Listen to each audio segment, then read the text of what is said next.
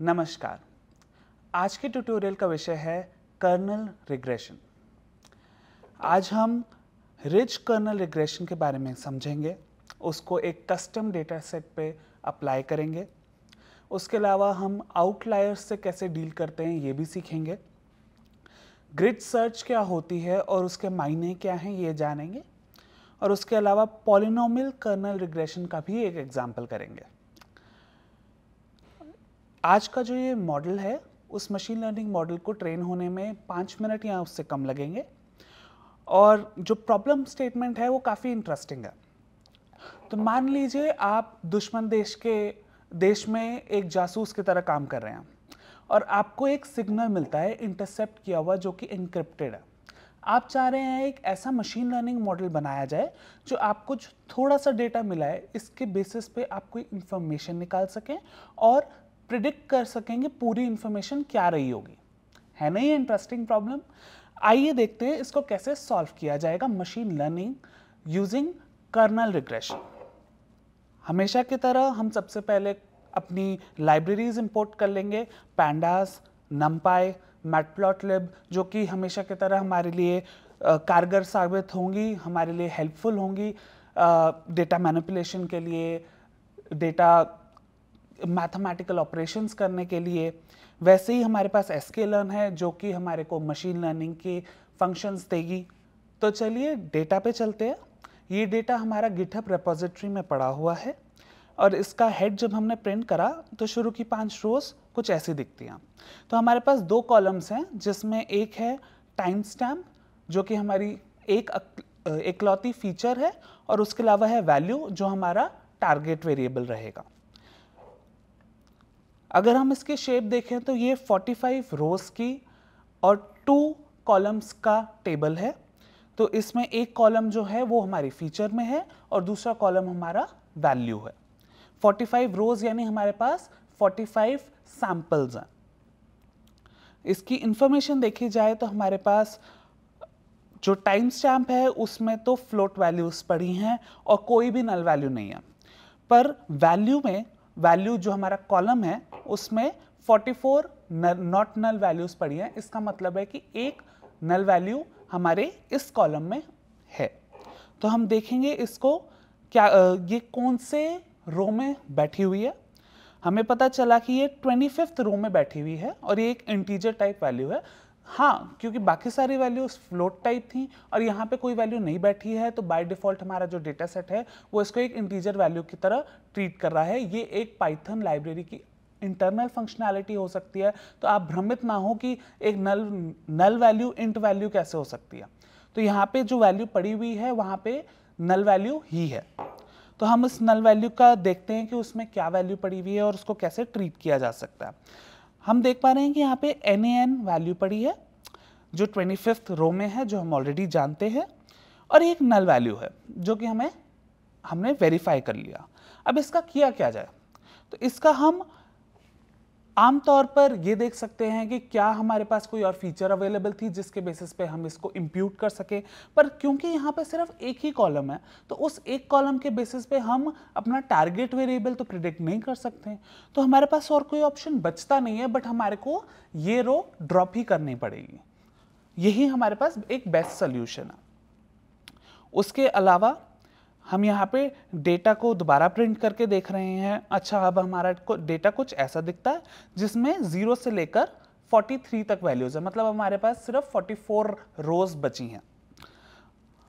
Further checking में हम ऊपर देख पा रहे थे, यहाँ पे देखिए हम ये देख पा रहे हैं कि हमारा टाइम स्टैम्प की वैल्यू -1 से स्टार्ट हो रही है। टाइम नेगेटिव कैसे हो सकता है? सोचने वाली बात है। तो इसका मतलब ये है कि यहाँ पे भी कुछ तो गड़बड़ है। अब इसकी वैल्यू देखते हैं तो यहाँ पे तो 0 है, तो इसका मतलब ये है ये वो वैल्यू रही होगी जब हमने सैम्पलिंग शुरू करी। तो शुरू करते हुए हमारी सैम्पलिंग में कोई वैल्यू नहीं थी, उसके कॉरेस्पॉन्डिंग टाइम स्टैम्प क्या रहा होगा? 0 रहा होगा। तो इसका मतलब है ये जो वैल्यू यहाँ पे पड़ी हुई है वो गलत हो सकती है और इसको हमारे को ठीक करना पड़ेगा।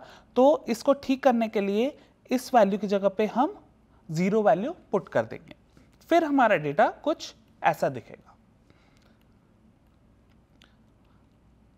तो हमने यहाँ पे नल वैल्यू भी इंप्यूट कर ली। हमेशा की तरह अब हम यहाँ पे प्री प्रोसेसिंग करने के बाद यहाँ पे कुछ फीचर्स को अलग कर लेंगे और प्रेडिक्शंस को अलग कर लेंगे।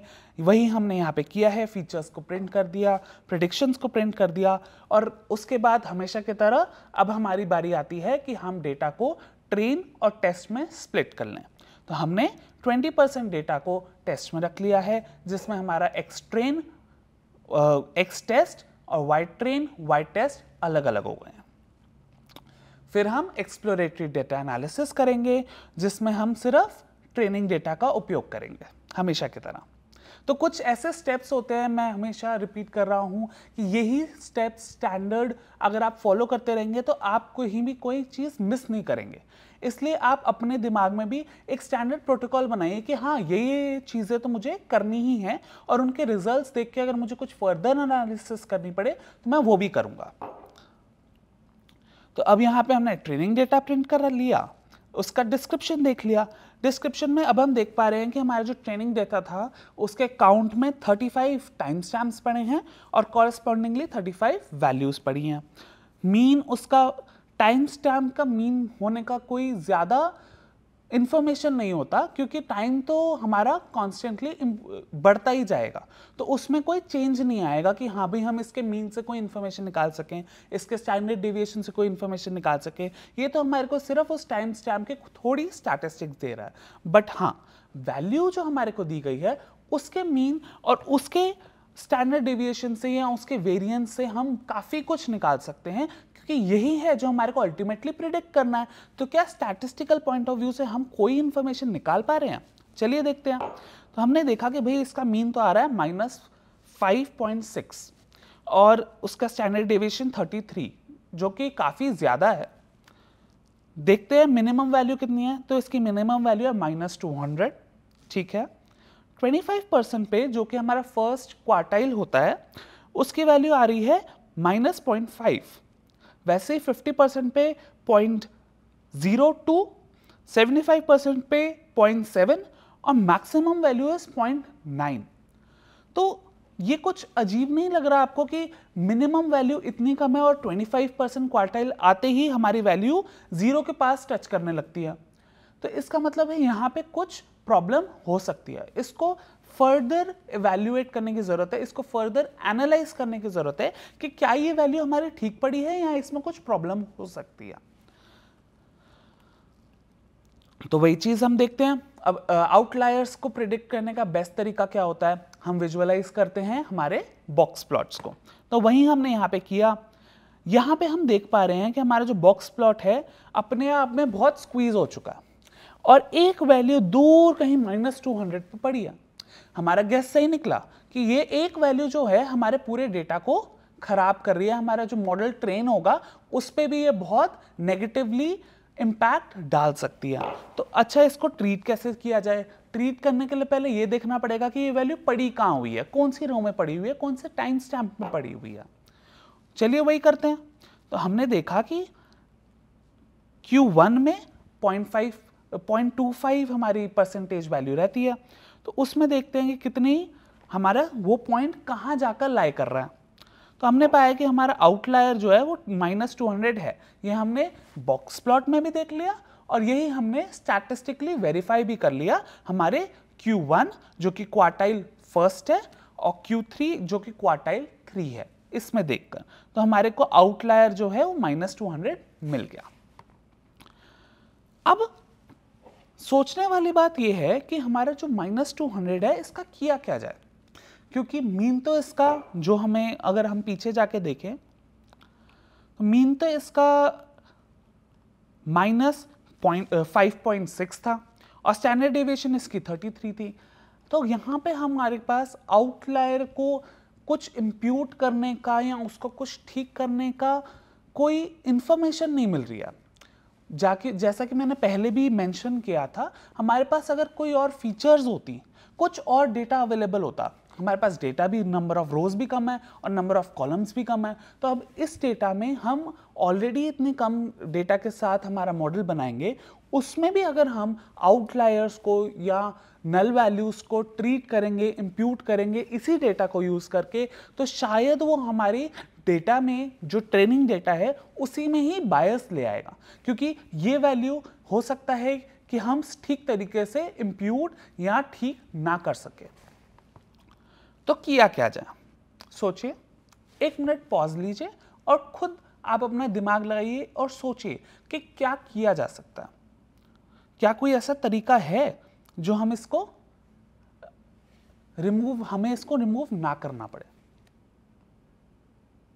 तो मैं मान के चल रहा हूं कि आपने पॉज करके ये चीज सोची है अपने एंड पे, बट समझ में ये आती है कि यहां पे हमारे पास और कोई चारा नहीं बचता है कि हम इसको रिमूव ही करें, क्योंकि वो अदरवाइज हमारे मॉडल को नेगेटिवली इंपैक्ट करेगा। वैल्यू बहुत हाईली नेगेटिव है तो वो इंपैक्ट भी अकॉर्डिंगली बहुत ज्यादा करेगा। तो हमारे को ये चीज देखते हुए यही रिजल्ट निकल के आता है कि हमारे को ये वैल्यू ड्रॉप ही करनी पड़ेगी।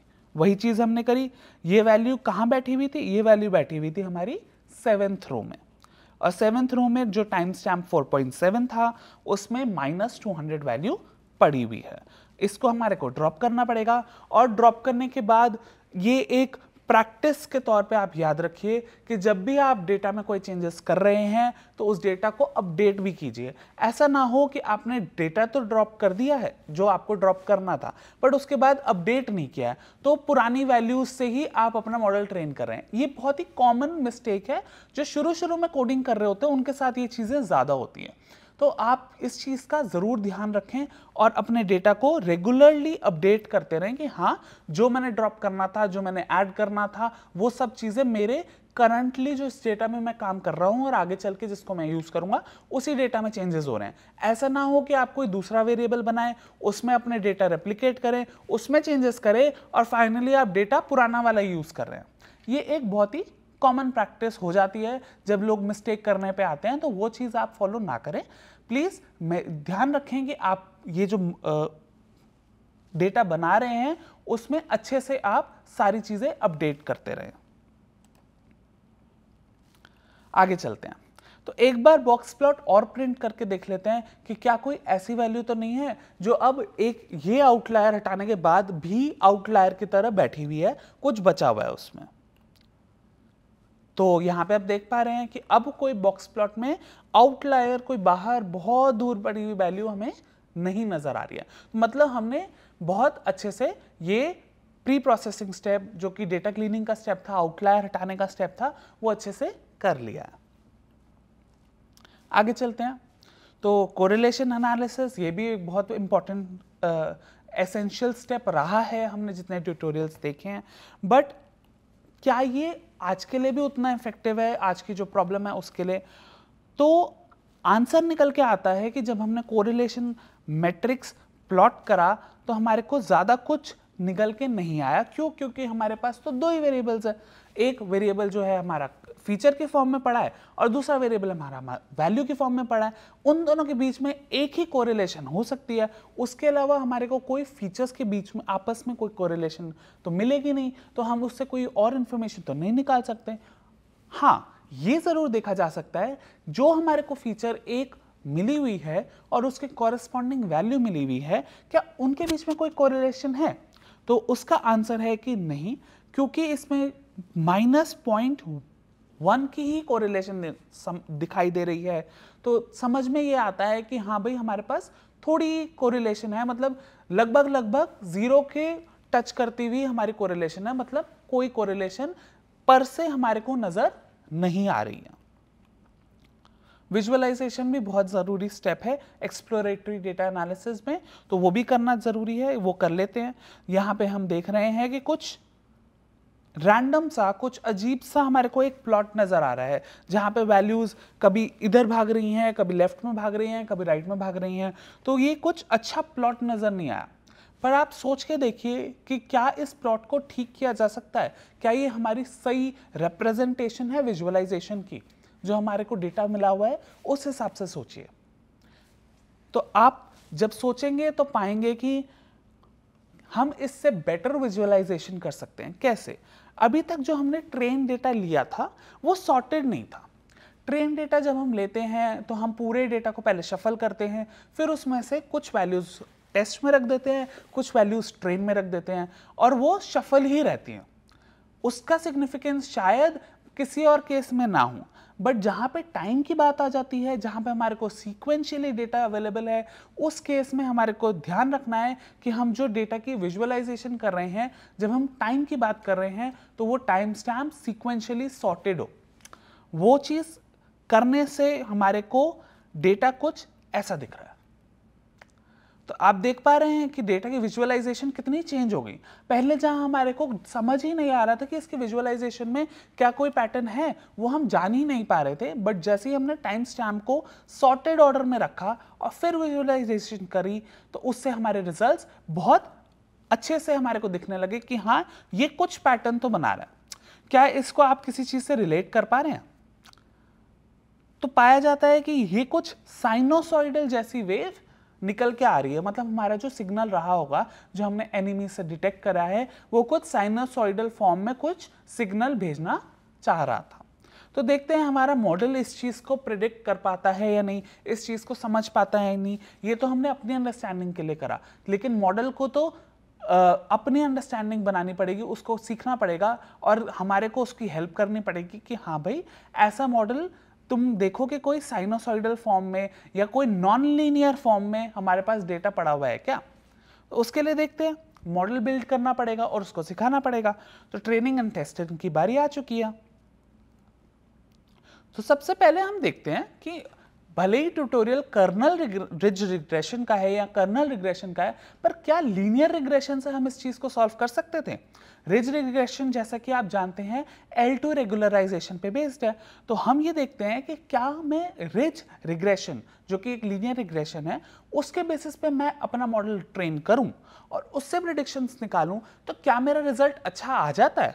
अगर आ जाता है तो मुझे कर्नल पे जाने की जरूरत ही नहीं है, मैं खामखा अपने मॉडल को इतना कॉम्प्लेक्स करूं क्यों। तो हमने यहाँ पे मॉडल बना लिया और उसका R2 स्कोर निकाल लिया, और हम ये पाते हैं कि उसका ट्रेनिंग स्कोर और टेस्टिंग स्कोर दोनों ही काफी खराब आया।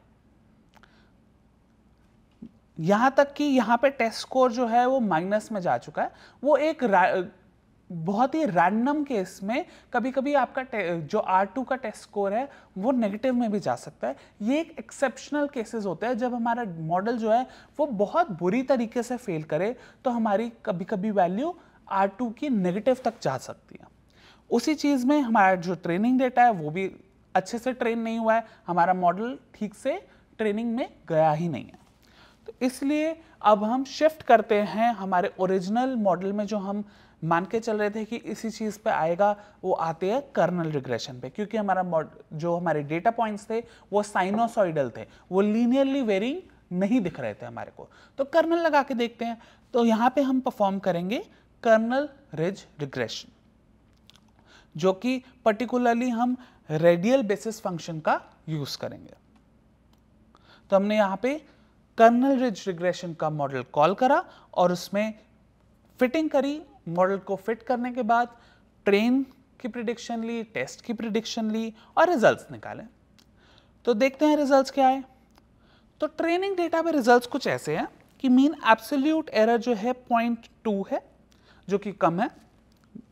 ऐसे ही मीन स्क्वायर्ड एरर वो तो बहुत और भी बहुत कम आया है, 0.06। और वैसे ही R2 स्कोर बहुत अच्छा निकल के आया है, 0.85। तो मतलब हमारा मॉडल अब कुछ ट्रेनिंग करने लगा है, अब कुछ अच्छा स्कोर देने लगा है। लेकिन देखने वाली बात यह है कि क्या यही बेटर परफॉर्मेंस हमारे टेस्ट डेटा के लिए भी आई है या नहीं। इवैल्यूएशन मैट्रिक्स में मीन एब्सोल्यूट एरर निकल के आया है 0.4, मीन स्क्वायर्ड एरर निकल के आया है 0.2, जो कि दोनों बहुत कम है, और R स्क्वायर्ड एरर निकल के आया है 0.49, जो लगभग 5.5 अगर हम कहें तो उसके करीब है। तो यहाँ पे हम पाते हैं कि भले हमारा ट्रेन स्कोर बहुत ज़्यादा इंप्रूव हुआ है और इवन टेस्ट स्कोर भी उस मामले में बहुत ज़्यादा इंप्रूव हुआ है, बट ये इतनी अच्छी परफॉर्मेंस नहीं दे रहा। टेस्ट स्कोर पे इसकी परफॉर्मेंस सिर्फ 0.5 है, जो कि इतनी अच्छी परफॉर्मेंस तो नहीं है कि हम कहें कि हाँ भाई हमारा मॉडल बहुत अच्छे से ट्रेन हो गया और उसने हमारे डेटा की सारी वेरिएंस को कैप्चर कर लिया।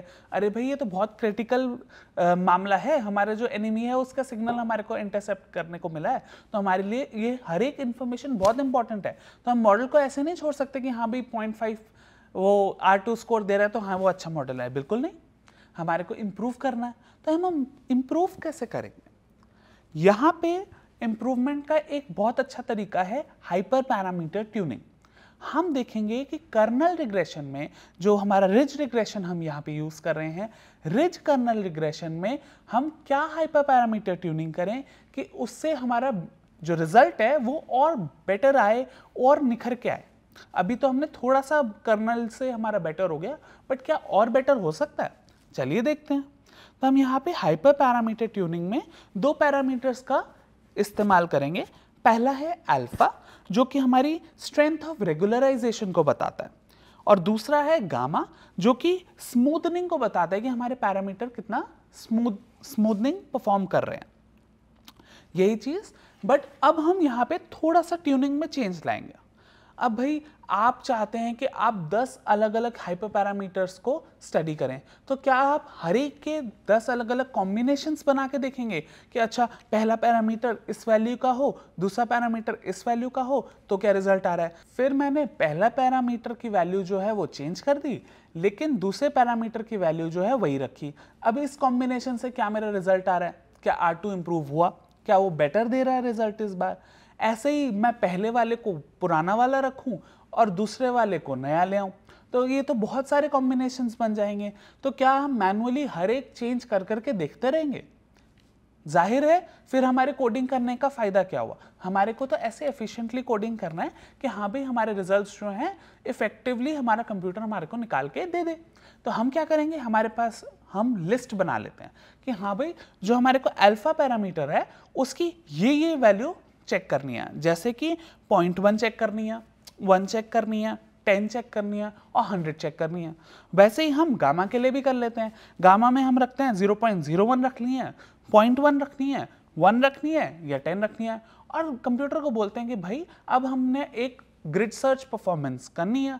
ग्रिड सर्च परफॉर्मेंस का क्या मतलब हुआ कि ग्रिड सर्च परफॉर्म करनी है, और यहाँ पे हमारे को जो भी बेस्ट रिजल्ट्स दे रहे हो इन सारे कॉम्बिनेशन से मिलाकर वो हमारे को लाकर दे दो, तो वही कंप्यूटर परफॉर्म कर देगा। और हमारे को best alpha, best gamma, train R2 score जो बेस्ट निकल के आया उस कॉम्बिनेशन के लिए वो, और उसी कॉम्बिनेशन का जो टेस्ट R2 स्कोर है वो दोनों दे देगा। ध्यान रहे कि यहाँ पे जो हम ग्रिड सर्च कर रहे हैं वो हम ट्रेनिंग डेटा के ऊपर कर रहे हैं। आप ग्रिड सर्च टेस्टिंग डेटा पे नहीं कर सकते। वही हमारा अजम्पशन कि हमारे पास टेस्ट डेटा तो अवेलेबल ही नहीं होगा, ये चीज हमारे को यहाँ पे भी अप्लाई करनी है। हम यहाँ पे भी टेस्ट डेटा यूज नहीं कर सकते। टेस्ट डेटा हमेशा, ये चीज ध्यान रखिए, यूज होगा तो सिर्फ टेस्टिंग के लिए, इवैल्यूएशन मैट्रिक्स की। हम कभी भी उसको हाइपर पैरामीटर ट्यूनिंग के लिए, एक्सप्लोरेटरी एनालिसिस के लिए, ऐसी चीजों के लिए यूज नहीं कर सकते। तो हमने यहाँ पे क्या देखा, जो बेस्ट अल्फा पैरामीटर है वो निकल के आया है 0.1, और जो हमारा बेस्ट गामा हाइपर पैरामीटर है वो निकल के आया है 0.1। यानी दोनों की वैल्यू 0.1 पे अच्छा ट्रेन स्कोर दे रहा है, जो कि हमारा निकल के आया है ट्रेन R2 स्कोर 0.96 और टेस्ट R2 स्कोर 0.90, जो कि बहुत अच्छा स्कोर है। अभी तक हमने जो देखा वो टेस्ट स्कोर तो 0.5 पे रुक जा रहा था, अब हम इसको टेस्ट स्कोर को 0.9 तक ले आए हैं। तो ये तो हमारे लिए काफी अच्छा हो गया कि हमने हाइपर पैरामीटर ट्यूनिंग कर ली, तो इससे हमारे रिजल्ट्स सिग्निफिकेंटली इंप्रूव हो गए। अब हम कह सकते हैं कि हाँ, ट्रेनिंग डेटा से भी हमने 0.96 R2 निकाल लिया है, तो उसने काफी हद तक हमारा जो सिग्नल था उसको समझ लिया, उसके पैटर्न को जान लिया है। वही हम टेस्ट में देखें तो 0.9 तक पहुंच चुके हैं। 0.90 भी बुरी वैल्यू नहीं है, वो भी अच्छी वैल्यू है, जहां तक कि हमारे को सिर्फ इतना सा डेटा अवेलेबल था 45 सेकेंड्स का, उसमें भी हमने 0.9 तक वैल्यू निकाल ली है, वो भी हमारे लिए बहुत अच्छी बात है। तो इस बेसिस पे हम कह सकते हैं कि हाँ, हमने काफी अच्छी ट्रेनिंग कर लिया। तो कंक्लूजन पे आने से पहले एक बार हम पॉलिनोमियल कर्नल रिग्रेशन का भी एक एग्जाम्पल देख लेते हैं। अभी तक जो हम कर रहे थे वहां पे हम कर्नल रिज रिग्रेशन कर रहे थे। अब हम जो करने जा रहे हैं वो एक छोटा सा एग्जाम्पल पॉलिनोमियल कर्नल रिग्रेशन का होगा, जहां पे हम एक कस्टम डेटा यहीं पर ही अभी बनाएंगे और फिर उसके ऊपर पॉलिनोमियल कर्नल रिग्रेशन लगा के देखेंगे कि क्या हमारे को ये लगाना भी हम यहीं पर ही सीख सकते हैं। तो वही चीज़ हुई, यहाँ पे हम थोड़ी सी लाइब्रेरीज इंपोर्ट करेंगे, जैसे कि पाइपलाइन फंक्शन हमने इंपोर्ट करा है। इस फंक्शन में क्या है, यह फंक्शनैलिटी देता है कि हमारे को अगर डेटा को मल्टीपल ट्रांसफॉर्मेशंस करनी है और उसमें कुछ प्री प्रोसेसिंग करनी है, तो ये फंक्शन हमारे को हेल्प करता है कि हम वो सारे फंक्शन एक बारी में एक जगह एनलिस्ट कर दें, लिख दें, और वहाँ पे हमारे को एक के बाद एक वो चीज़ एग्जीक्यूट करके फाइनल रिजल्ट जो आएगा उस डेटा पे वो हमारे को दे देगा। तो ये काफ़ी हेल्पफुल भी है, आप इसको बाकी जगह पे भी अप्लाई करके देख सकते हैं, ये आपको कोडिंग को बहुत इम्प्रूव कर देगा। ऐसे ही हमारे पास है पॉलिनोमियल फीचर्स। ये पर्टिकुलरली पॉलिनोमियल कर्नल रिग्रेशन के लिए यूज होने वाली फीचर का फंक्शन है। यहाँ पे क्या होता है, हम फीचर को इस तरीके से चेंज कर देते हैं कि हमारा अब जो नया फीचर निकल के आ रहे हैं, जो हम डेटा से जनरेट कर रहे हैं, वो फीचर्स हमारी पॉलिनोमियल कर्नल रिग्रेशन के फॉर्म में आ जाएंगी। यहाँ पे मैंने एक एग्जाम्पल भी दिया है, जो कि 2D इनपुट सैंपल फंक्शन अगर हमारे पास a, b है, तो उसका जो जनरेटेड फीचर्स होंगी, अगर मैं सेकेंड डिग्री की पॉलिनोमियल रिग्रेशन करना चाह रहा हूं तो कुछ ऐसी होगी 1 a b, a square, b square और ab।